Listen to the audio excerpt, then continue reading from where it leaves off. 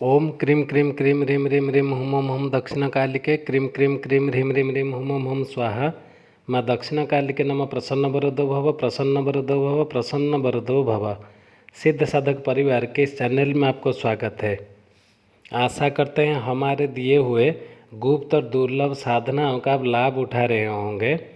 आज हम एक गुरुत्वपूर्ण विषय पर चर्चा करने वाले हैं। बहुत सारे हमने वीडियोस देखा, यूट्यूब देखा, बहुत सारे जगह में पढ़ा। सब लोग छिन्न नमस्ता का साधना दिखाते हैं, साधना कैसे करते हैं बताते हैं। ऐसा नहीं है कि हम भी नहीं बताए, हम भी अपने पुराने वीडियो में छिन्न नमस्ता साधना दिया है। तो आज हम क्या गुरुत्वपूर्ण विषय पर चर्चा करेंगे। आज हम जानेंगे ये छिन्नमस्ता महाविद्या, ये छिन्नमस्तिका देवी ये हैं कौन, इनके बारे में संपूर्ण ज्ञान आज हम आपको देंगे। हमारे साथ बने रहें और चैनल को सब्सक्राइब कर लें। छिन्नमस्ता काली कुल की पंचम क्रम देवी है। छिन्नमस्ता रौद्र स्वरूपी देवी है जो महाप्रलय का ज्ञान कराती है। छिन्नमस्ता पूर्ण अंतर्मुखी साधना है। छिन्नमस्ता वज्र विरेचनीय का ध्यान मणिपुर चक्र, अग्नि चक्र में किया जाता है। छिन्नमस्ता तंत्र अधीश्वरी देवी हैं जो साधक को तंत्र में अधिष्ठात कर देती है। छिन्नमस्ता विरुद्ध तंत्र सहारिणी देवी भी है। तो आइए इन छिन्नमस्ता देवी का पूरा स्वरूप के ऊपर ज्ञान लेते हैं। छिन्नमस्ता शब्द दो शब्दों का योग से बना है। प्रथम तो छिन्न यानी अलग और द्वितीय मस्ता अर्थात मस्तक। इस प्रकार जिनका मस्तक देह से पृथक हैं वह छिन्नमस्ता कहलाती हैं। छिन्नमस्ता की गणना काली कुल में की जाती है। छिन्नमस्ता महाविद्या का संबंध महाप्रलय से है। महाप्रलय का ज्ञान कराने वाली ये महाविद्या भगवती का ही रौद्र रूप है। भगवती छिन्नमस्ता का स्वरूप अत्यंत ही गोपनीय है। इसे गुरु कृपा से ही जाना जा सकता है, ऐसे कोई जान नहीं सकता। 10 महाविद्याओं में 5वें स्थान पर देवी छिन्नमस्तिका एक प्रचंड डरावनी, भयंकर तथा उग्र रूप में विद्यमान है। शिव शक्ति के विपरीत रति आलिंगन पर स्थित देवी छिन्नमस्ता अपने मस्तक को अपने ही खड्ग से काटकर अपने शरीर से छिन्न या पृथक करती हैं तथा अपने कटे हुए मस्तक को अपने ही हाथ में धारण करती है। मार्कंडेय पुराण अगर आप देखेंगे तो इसमें देवी के इस रूप का विस्तार से वर्णन किया गया है। इनके अनुसार जब देवी ने चंडी का रूप धरकर राक्षसों का संहार किया, दैत्यों को परास्त करके देवी को विजय दिलवाई, तो चारों ओर उनका जयघोष होने लगा। परंतु देवी की सहायक योगिनियाँ जया और विजया की रुधिर पिपासा शांत नहीं हो पाई थी। इस पर उनकी रक्त पिपासा को शांत करने के लिए देवी ने अपना मस्तक काटकर अपने रक्त से उनकी रक्त प्यास बुझाई थी। इस कारण माता को छिन्नमस्तिका नाम से पुकारा जाने लगा। छिन्नमस्तिका देवी को तंत्र शास्त्र में प्रचंड चंडिका और चिंतापूर्णी भी कहा जाता है। देवी छिन्नमस्तिका सात्विक, राजसिक तथा तामसिक तीनों गुणों का प्रतिनिधित्व करती हैं। त्रिगुणमयी संपन्न है देवी। ब्रह्मांड के परिवर्तन चक्र का प्रतिनिधित्व करती हैं। संपूर्ण ब्रह्मांड इस चक्र से चलायमान है। सृजन तथा विनाश का संतुलित होना ब्रह्मांड के सुचारू परिचालना हेतु अत्यंत आवश्यक है। तंत्र साधना में मूल रूप से बगलामुखी, काली और छिन्नमस्ता त्रिशक्ति का आह्वान किया जाता है। उन्हें सिद्ध किया भी जाता है। इन तीनों दैवीय शक्तियाँ को तीव्र शक्ति कहा गया है, जिनकी साधना से किसी भी प्रकार के विरुद्ध तंत्र का प्रहार समाप्त हो ही जाता है। इसमें कोई 1% भी संदेह नहीं है और व्यक्ति श्रेष्ठ साधक बन जाता है। इन्हें आधार शक्तियाँ भी कहा गया है।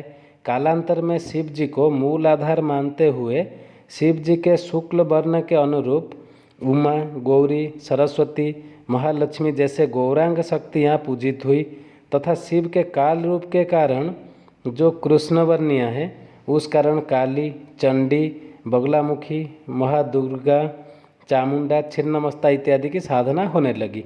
देवी छिन्नमस्ता के संबंध में बहुत सारे पुराण में, विभिन्न प्रकार के पुराण में बहुत सारे कथाएँ आते हैं। उन कथाओं से परे तंत्र शास्त्र में छिन्नमस्ता को सिद्धि की चरम सीमा का निर्देश माना है। और एक बात आप जान ले, महाविद्या छिन्नमस्ता का आध्यात्मिक स्वरूप भी अत्यंत महत्वपूर्ण है। छिन्न यज्ञ शीर्ष के प्रतीक ये देवी श्वेत कमल पीठ पर खड़ी हैं। दिशाएं ही इनके वस्त्र हैं। इनके नाभि में योनि चक्र हैं। कृष्ण तथा तमोगुण और रक्त रजोगुणों का देवियों इनका सहचर्या हैं। ये अपना शीश काट कर भी जीवित है। ये अपने आप में पूर्ण अंतर्मुखी साधना का संकेत है, जिसके बाद कुंडलिनी जागरण और उत्थान की क्रिया प्रारंभ होती है। कुंडलिनी शक्ति प्राप्त या जागृत करने हेतु योग अभ्यास, त्याग तथा आत्मनिमंत्रण की आवश्यकता होती है। हम सब जानते हैं, एक परिपूर्ण योगी बनने हेतु संतुलित जीवन यापन का सिद्धांत अत्यंत आवश्यक है, जिसकी शक्ति देवी छिन्नमस्ता है। योग शास्त्र में 3 ग्रंथियों बताई गई है, जिनके भेदन के बाद योगी को पूर्ण सिद्धि प्राप्त होती है। इन ग्रंथियों को ब्रह्म ग्रंथि, विष्णु ग्रंथि तथा रुद्र ग्रंथि कहा गया है। मूलाधार में ब्रह्म ग्रंथि, मणिपुर में विष्णु ग्रंथि तथा आज्ञा चक्र में रुद्र ग्रंथि का स्थान है। इन ग्रंथियों के भेदन से ही परमानंद की प्राप्ति होती है। छिन्नमस्ता जी को वज्र बेरचनी भी कहा गया है। बेरोचन अग्नि को कहते हैं। अग्नि के स्थान मणिपुर चक्र में छिन्नमस्ता का ध्यान किया जाता है और वज्र नाड़ी में इनका प्रभाव होने से इन्हें वज्र बेरोचनी कहते हैं। छिन्नमस्ता जी का वज्र बेरोचनी नाम शास्त्रों, बौद्ध ग्रंथों तथा जैन ग्रंथों में समान रूप से प्रचलित है। देवी के दोनों सहचर्या रजोगुण तथा तमोगुण की प्रतीक है। कमल विश्व प्रपंच है और कामरति चिदानंद की स्थूल वृत्ति है। बृहदारण्यक की अश्वधर विद्या, शास्त्रों के हयग्रीव विद्या तथा गणपतियों की छिन्न शीर्ष गणपति का रहस्य भी छिन्नमस्ता से ही संबंधित है। आइए बात करते हैं छिन्नमस्ता जी के स्वरूप के बारे में। ये अस्थिमाला धारिणी है, जो अपने कटे हुए मस्तक को भी अपने ही हाथ में लिए हुए हैं, जो महामाया षोडशी एवं भुवनेश्वरी बनकर संसार का पालन करते हैं। वे ही अंतकाल में छिन्नमस्ता बनकर नाश करती हैं। कत्री तथा कैंची, खप्पर, रक्त, नाग, दिगंबर तत्व आदि इस संहार शक्ति को ही निरूपित करते हैं। महाविद्या छिन्नमस्ता का स्वरूप मैं जैसे बोलता हूँ, वैसे ध्यान करने से मंत्र में पूर्णता आ जाता है।